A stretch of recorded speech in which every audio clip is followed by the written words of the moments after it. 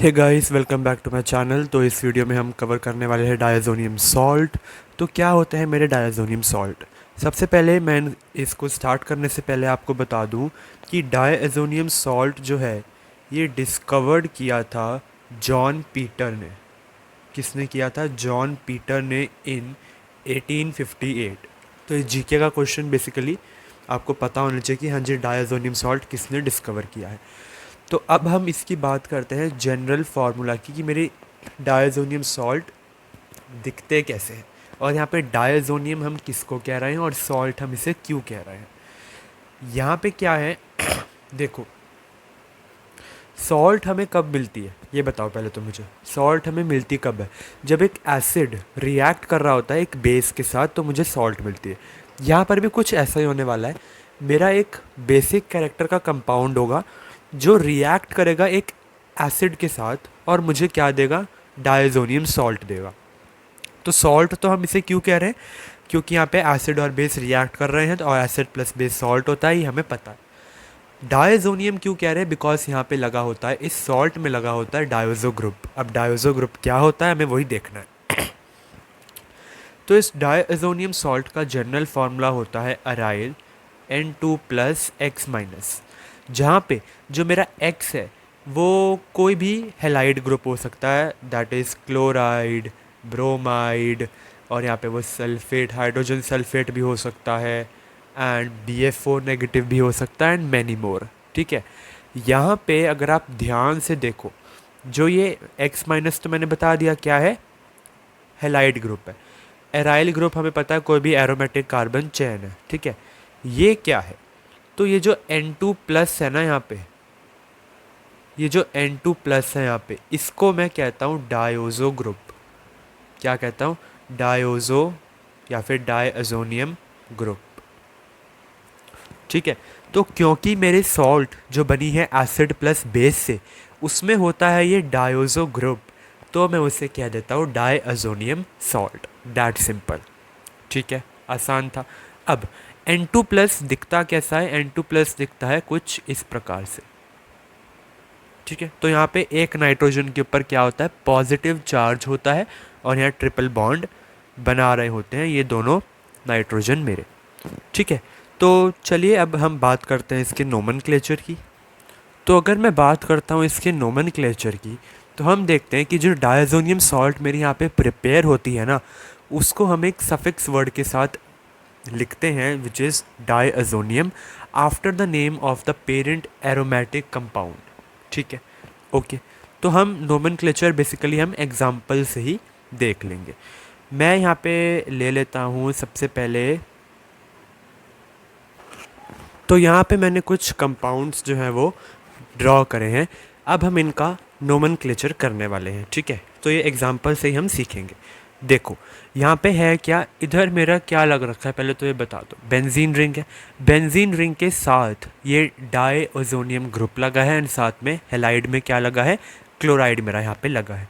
तो इसका नाम क्या हो जाएगा? यहीं से स्टार्ट करो। बेंजीन ग्रुप है तो बेंजीन रिंग है तो बेंजीन लिखा।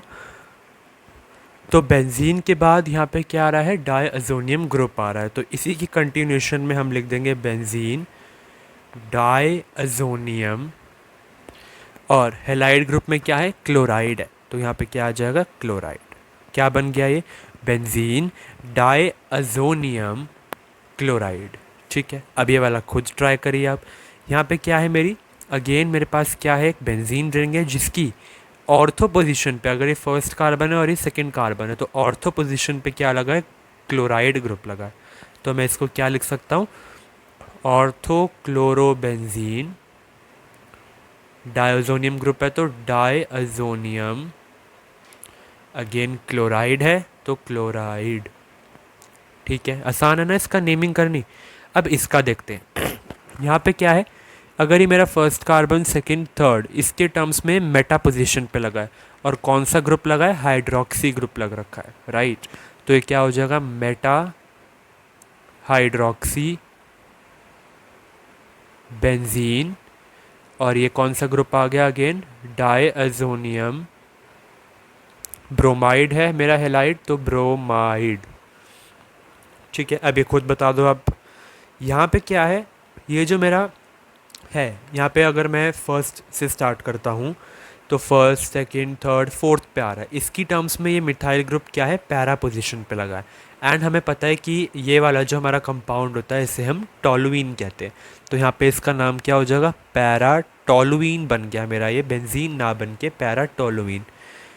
डाई अजोनियम, और ये क्या, इसके साथ हेलाइड ग्रुप कौन सा अटैच है इस बार, हाइड्रोजन सल्फेट।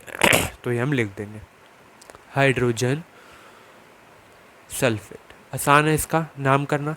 लास्ट वाला एक बार आप खुद से ट्राई करिए, वैसे चलो ये भी बता देता हूँ मैं, खुद से ट्राई करना इसकी फिर से, बिकॉज थर्ड कार्बन पे नाइट्रो ग्रुप लग रखा है यानी कि पैरा पोजीशन पे। तो क्या लिख देंगे, पैरा नाइट्रो, बेंजीन रिंग है इसलिए बेंजीन, डायअजोनियम तो आएगा ही। अब इसका क्या करें, BF4 नेगेटिव का क्या लिखें, ये मेरा एक अनायन होता है जिसका नाम है फ्लोरोबोरेट। क्या नाम है, फ्लोरोबोरेट। ठीक है, तो ऐसे हम इनकी नोमेनक्लेचर कर सकते हैं। चलिए अब देखते हैं method of preparation for diazonium salt with mechanism. तो यहाँ पे बेसिकली मैकेनिज्म में होता क्या है, स्टेप नंबर 1 में क्या होता है पहले हम ये दिखाते हैं, फिर मैं रिवर्स ऑर्डर में चल रहा हूँ, पहले मैकेनिज्म बताता हूँ फिर रिएक्शन आपको बताऊँगा।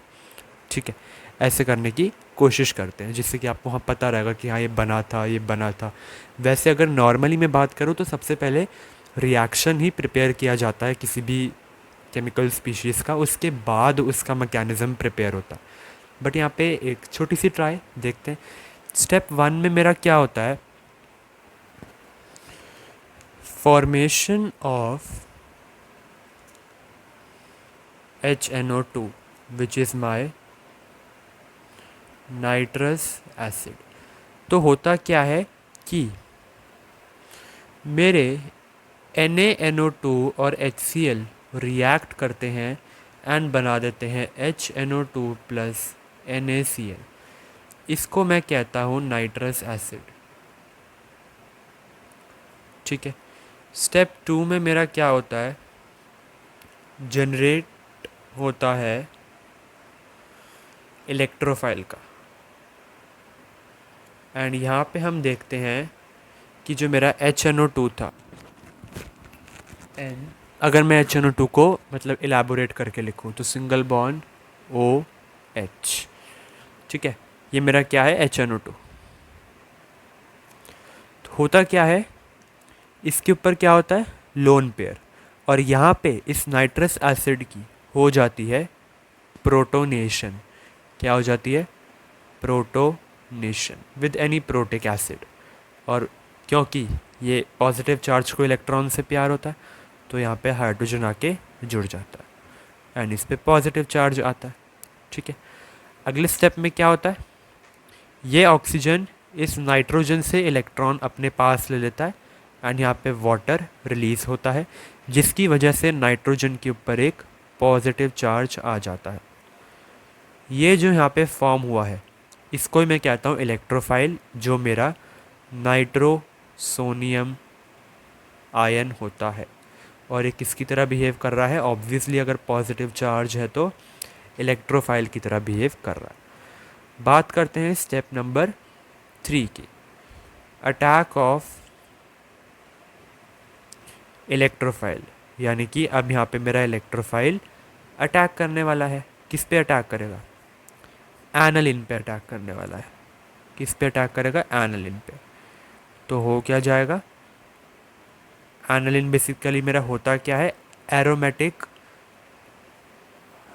Primary amine. इसको मैं क्या कह रहा हूँ, एनालिन कह रहा हूँ।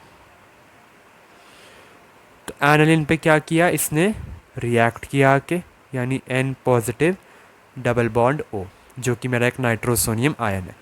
क्योंकि मेरे नाइट्रोजन के पास भी लोन पेयर होता है तो ये पॉजिटिव चार्ज को फिर से इलेक्ट्रॉन से प्यार होगा, तो मुझे यहाँ पे मिल क्या जाएगा, इस नाइट्रोजन के साथ अगर मैं बोल देता हूँ यहाँ पे बेसिकली मेरा H2 इधर कर देते हैं और इसके साथ ये क्या करेगा, बॉन्ड बना लेगा आके, जिससे कि इस वाले नाइट्रोजन पे क्या आ जाएगा, एक पॉजिटिव चार्ज आ जाने वाला है। अब ये पॉजिटिव चार्ज को फुलफिल कौन करेगा? फुलफिल इसे करेगा ये H प्लस जो यहाँ से निकलने वाला है। तो यहाँ पे मेरी क्या होगी? डी प्रोटोनेशन होने वाली है, यानी कि H प्लस यहाँ से निकल जाएगा, H प्लस इसे इलेक्ट्रॉन दे के जाएगा। तो अगले स्टेप में मुझे क्या मिलेगा? N के साथ H अटैच रहेगा, साथ में single bond N, double bond O। अब यहाँ पे क्या होगा? इधर अगले स्टेप में होने वाली है टॉटोमेरिज्म। टॉटोमेरिज्म यानी कि टॉटोमेरिस का प्रोड्यूस होगा। तो अगले स्टेप में क्या होगा? टॉटोमेरिज्म बेसिकली होता क्या है, अगर मैं आपको ब्रीफ में बता दूं, तो अगर मेरे पास कोई ऐसा कंपाउंड है तो वो टॉटोमेराइज होके ऐसा बन जाता है। ठीक है, अगर कोई ऐसा कंपाउंड है तो वो टॉटोमेराइज होके ऐसा बनता है। तो यहाँ पे क्या हो जाएगा? N के साथ मेरा आ जाएगा डबल बॉन्ड, है ना, और यहाँ पे सिंगल बॉन्ड O होके H वहाँ पे शिफ्ट हो जाएगा। ठीक है, सिंपल है, फाइन। ठीक है ना, तो N double bond N OH मुझे यहाँ पे देखने को मिलेगा। अब यहाँ पे होगा क्या, इसको अगले पेज पे देखते हैं। तो होगा क्या, ये जो मुझे स्पीशीज़ मिली है N double bond N OH, इसकी हो जाएगी फिर से क्या? प्रोटोनेशन। ऑक्सीजन के पास लोन पेयर है तो ये प्रोटॉन आके कहाँ पे अटैच हो जाएगा? इस ऑक्सीजन के साथ आके अटैच हो जाएगा, जिसकी वजह से इस पर पॉजिटिव चार्ज आ जाने वाला है। ठीक है, अगले स्टेप में क्या होने वाला है? ये ऑक्सीजन क्योंकि अब इलेक्ट्रॉन डिफिशिएंट बन गया है तो इसे इलेक्ट्रॉन चाहिए जो ये नाइट्रोजन से लेगा, यानी कि अगले स्टेप में ये नाइट्रोजन से ऑक्सीजन लेके ये पूरा ग्रुप बाहर आ जाएगा, यानी कि मेरा H2O रिलीज़ हो जाएगा। एंड मुझे मिल क्या जाएगा finally? N double bond N, और इस पे आ जाएगा पॉजिटिव चार्ज। ठीक है, यहाँ पे जो ये प्रोड्यूस हुआ है ये क्या है? यही तो मेरा नाइट्रोसोनियम आयन है जो मैंने ऊपर आपको बताया था। तो देख रहे हो धीरे धीरे हम डायजोनियम सॉल्ट की तरफ बढ़ रहे हैं। तो ये क्या है? मेरा नाइट्रोसोनियम आयन। ठीक है, अब यहाँ पे क्या करेगा? मेरा हेलाइड आके अटैक कर देगा। कोई भी हेलाइड आप ले सकते हैं। हेलाइड आके यानी कि न्यूक्लियोफाइल आके इस पॉजिटिव चार्ज के साथ आके जुड़ जाएगा, जिससे कि मुझे ये स्पीशीज़ मिलेगी। और ये मेरी क्या है? Diazonium salt. अब आप बोलोगे कि ठीक है, डायज़ोनियम तो मान लिया, डायज़ो ग्रुप लगा तो डायज़ोनियम है, सॉल्ट क्यों हुई है? चलिए इसको हम देखते हैं कि ओवरऑल रिएक्शन क्या थी। तो ओवरऑल रिएक्शन मेरी ये थी कि अमीन जो था, यानी कि एरोमेटिक प्राइमरी अमीन जो मैंने लिया था, यानी कि एनालिन, ये रिएक्ट किया NaNO2 plus 2 moles of HCl के साथ, और इसने दे दिया 273 केल्विन टेम्परेचर पर N2 प्लस Cl माइनस, यानी कि बेंजीन डायज़ोनियम क्लोराइड, साथ में NaCl, साथ में 2 मोल्स ऑफ वाटर। तो ये क्या थी? ये थी मेरी ओवरऑल रिएक्शन। ठीक है, अब ठीक है, डायज़ोनियम मान लिया डायज़ो ग्रुप है। ये सॉल्ट कैसे बन गई? Diazonium chloride. सॉल्ट में मैंने आपको बताया था एसिड और बेस रिएक्ट करते हैं। देखो ये मेरा एसिड है HCl, और क्योंकि नाइट्रोजन के पास एक लोन पेयर है तो यहाँ पे नाइट्रोजन भी किसकी तरह, यानी कि एनालिन किसकी तरह बिहेव कर रहा है? बेस की तरह। तो एसिड प्लस बेस एक रिएजेंट के साथ 273 केल्विन टेम्परेचर पर दे रहे हैं बेंजीन डायज़ोनियम क्लोराइड। एंड यहाँ पे मैं आपको बता दूँ, the reaction of converting aromatic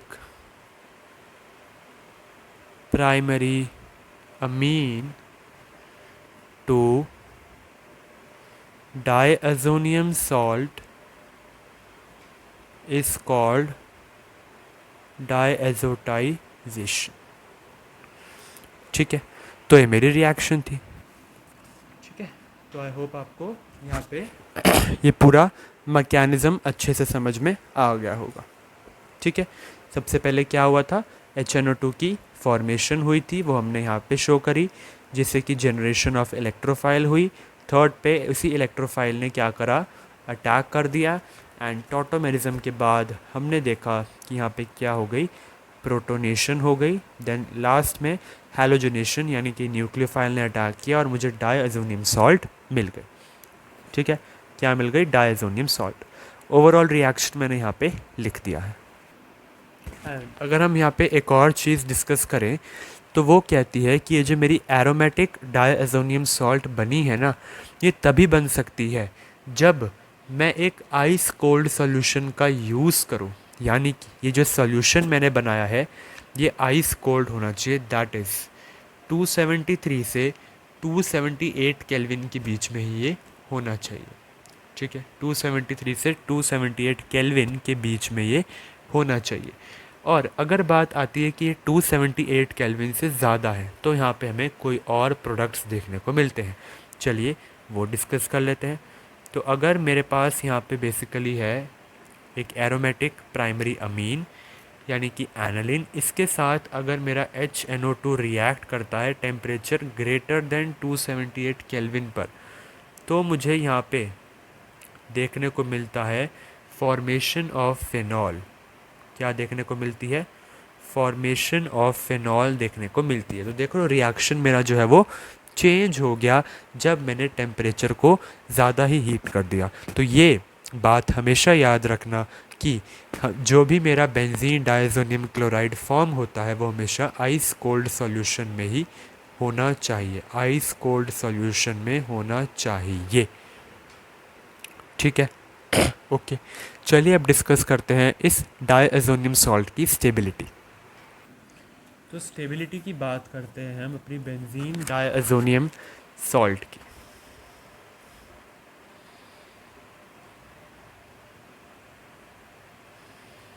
ठीक है, तो यहाँ पे होता क्या है, अच्छा यहाँ पे एक छोटी सी चीज़ मैं और आपको बता दूँ, इधर एक और चीज़ होती है। अगर यहाँ पे मेरा पॉजिटिव चार्ज आता है तो नाइट्रोजन अपना लोन पेयर नीचे दे देता है। नीचे देने की वजह से होता क्या है कि यहाँ पे ट्रिपल बॉन्ड की फॉर्मेशन होती है, यानी कि यहाँ पे मेरा ये ट्रिपल बॉन्ड बन गया, ट्रिपल बॉन्ड देख रहे हो।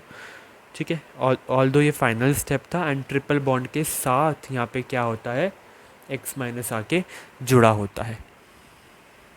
ठीक है,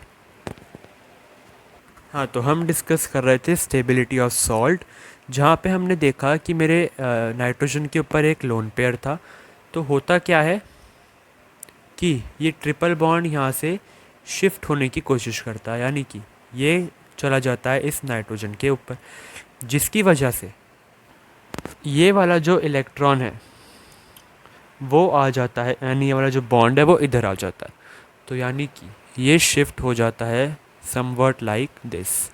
यहाँ पे ये मेरे पास ऐसे ही रहता है, और ये वाली जो चीज़ थी यानी कि यहाँ पे पॉजिटिव चार्ज आ जाता है, और यहाँ डबल बॉन्ड बन के N पॉजिटिव, दो बॉन्ड के साथ N के ऊपर एक नेगेटिव चार्ज आ जाता है। ठीक है, अगले ही स्टेप में, अभी कोई बॉन्ड नहीं है यहाँ पे, ठीक है ना, अगले ही स्टेप में अगर मैं देखूँ तो ये वाली जो चीज़ है ये शिफ्ट हो जाती है कहाँ पे, इस तरफ, जिसकी वजह से पॉजिटिव चार्ज यहाँ पे देखने को मिलता है। तो पॉजिटिव चार्ज इधर आ गया, ये यहाँ पे था, और ये डबल बॉन्ड N पॉजिटिव, दो बॉन्ड, नेगेटिव चार्ज आ जाता है। अगले ही स्टेप में मैं देखता हूँ कि ये शिफ्ट हो जाता है यहाँ पे। ठीक है, एंड मुझे क्या देखने को मिलता है, फिर से यहाँ पे पॉजिटिव चार्ज, तो मुझे इधर पॉजिटिव चार्ज देखने को मिलता है, बाकी सब क्या करता है, सेम ही रहता है। उसके बाद क्या होता है, ये जो है वो नीचे शिफ्ट हो जाता है, एंड ये जो इलेक्ट्रॉन क्लाउड था वो वापस आ जाता है। तो इधर मुझे मिल क्या जाता है, सिंगल बॉन्ड के साथ ट्रिपल बॉन्ड इसका। ठीक है, और इसके पास एक लोन पेयर बचा होता है। तो यहाँ पे हमने इसकी स्टेबिलिटी देखी। एरोमेटिक डायज़ोनियम सॉल्ट स्टेबल होते हैं due to the dispersal of positive charge over the benzene ring shown below. तो यहाँ पे क्या हो रही है, shown above, dispersal of positive charge हमें देखने को मिलता है। फाइन। अब अगर मैं बात करूं, क्या इज़ दिस पॉसिबल, अब जो मैं बात आपसे पूछ रहा हूँ आप मुझे बताना क्या वो हो सकता है। क्या मैं एलिफैटिक डायअज़ोनियम सॉल्ट के साथ प्रिपेयर कर सकता हूँ अपने बाकी कंपाउंड्स को। तो हम यहाँ पे देखते हैं कि जिस तरह से मेरा dispersal of positive charge aromatic diazonium salt में था, वहाँ पे इधर ऐसा कुछ देखने को नहीं मिलता। यहाँ पे जो सॉल्ट है एलिफैटिक यानी कि स्ट्रेट कार्बन चैन या ब्रांच भी हो सकती है, ये बहुत ही ज़्यादा अनस्टेबल होती है, तो ये रेडिली जो है वो डीकम्पोज हो जाती है। किस में डीकम्पोज होती है, एक कार्बोकेटायन में plus N2 plus X minus में। तो ये डीकम्पोज देखने को हमें यहाँ पे मिलता है। ठीक है, क्लियर है। तो चलिए अब हम डिस्कस करते हैं some physical properties of diazonium salts. Physical properties अगर मैं डिस्कस करूं तो सबसे पहली फ़िज़िकल प्रॉपर्टी तो ये होती है कि ये कलरलेस क्रिस्टलाइन सॉलिड्स होती हैं। सेकेंडली, ये रेडिली सॉल्युबल हो जाती है in water and are stable in cold when warmed. Stable होती है ये कोल्ड में, एंड जब ये वार्म करती है तो ये रिएक्ट कर जाती है विद वाटर। ठीक है, तो ये रेडिली सॉल्युबल हो जाती है वैसे वाटर में एंड स्टेबल होती है कोल्ड वाटर में। ठीक है, बट रिएक्ट कर जाती है पानी के साथ जब ये गर्म यानी कि वार्म किया जाए इन्हें। ठीक है, और हमने ये भी देखा गया है कि ये लेस सॉल्युबल होती है in alcohol, less soluble in alcohol. और अगर मैं बात करूं तो ये बहुत ही ज़्यादा अनस्टेबल होती हैं एंड एक्सप्लोड कर जाती हैं ड्राई स्टेट में। ठीक है, therefore they are generally used in the solution state, therefore they are generally used in solution state. ठीक है, ओके।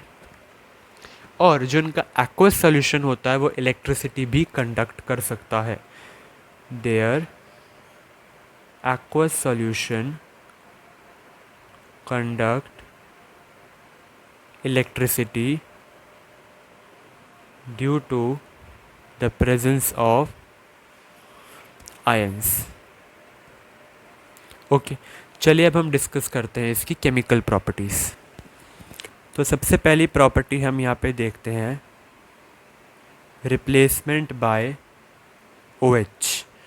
तो होता क्या है, जो मेरी बेंजीन डायअज़ोनियम सॉल्ट है that is N2 plus Cl minus, ये वाटर के साथ रिएक्ट करती है वार्म, जो अभी पीछे बताया था है ना फिज़िकल प्रॉपर्टी में, एंड ये बना क्या लेती है, फिनॉल बना लेती है।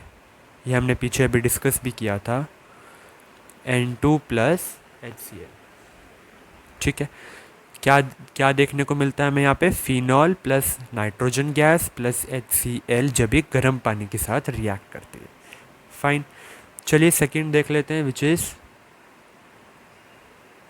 Replacement bye hydrogen. यानी कि जो मेरी बेंजीन डायअज़ोनियम सॉल्ट है जब ये रिएक्ट करती है H3PO2 के साथ, यानी कि हाइपोफॉस्फोरस एसिड, क्या है, हाइपोफॉस्फोरस एसिड, साथ में वाटर के साथ इन द प्रेजेंस ऑफ कॉपर, तो ये प्रोड्यूस करती है benzene ring plus N2 plus H3PO3 that is phosphorus acid and साथ में HCl। ठीक है, फाइन। एंड यही सेम रिएक्शन अगर मैं अपने अल्कोहल के साथ करूं, यानी N2+Cl- जब इथेनॉल के साथ रिएक्ट करती है तो भी ये क्या बनाती है, बेंजीन रिंग बना देती है, नाइट्रोजन गैस HCl एंड साथ में CH3CHO दैट इज़ इथेनॉल यहाँ पे प्रोड्यूस होता है। क्या प्रोड्यूस होता है, इथेनॉल यहाँ पे प्रोड्यूस होता है। ठीक है, तो हमने यहाँ पे देखा कैसे रिप्लेसमेंट हो रही थी बाय हाइड्रोजन, यानी कि जो मेरी बेंजीन डाइअज़ोनियम क्लोराइड रिएक्ट कर रही हाइपोफॉस्फोरस एसिड के साथ and water in the presence of copper, तो ये benzene ring nitrogen plus phosphorous acid के साथ HCl गैस दे रहे हैं। सिमिलरली अगर वो इथेनॉल के साथ रिएक्ट करती है तो benzene nitrogen plus HCl and Aldo group के साथ हमें इथेनॉल देखने को यहाँ पे मिलता है। ठीक है, और इस पूरे के पूरे प्रोसेस को हम कहते हैं डीमिनेशन। क्या कह देते हैं, डीमिनेशन, इस प्रोसेस को हम कहते हैं। चलिए अब थर्ड देखते हैं which is replacement bye chlorine and Br group. ये थोड़ा सा इम्पॉर्टेंट है, ध्यान से देखिएगा।